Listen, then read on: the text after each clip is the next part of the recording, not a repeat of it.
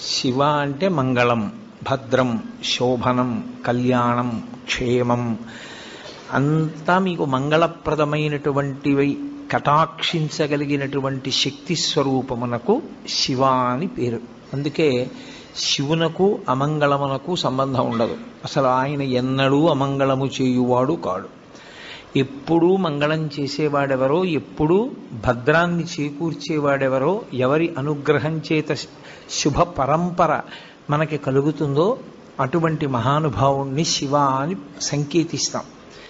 శివునకు ఒక రూపము కాదు, యథార్థమునకు అసలు పరమేశ్వరుడికి ఒక రూపం ఉంటే కదూ. కోటేశ్వరరావు అంటే ఏదో ఒక రూపంతో ఉంటాడు.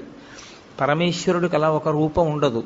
ఆయన చేసినటువంటి చేష్టితముల వలన భక్తులను అనుగ్రహించాలనేటటువంటి ఆయన యొక్క కారుణ్య తీవ్రత వలన ఆయన అనేక రూపములను ధరిస్తారు.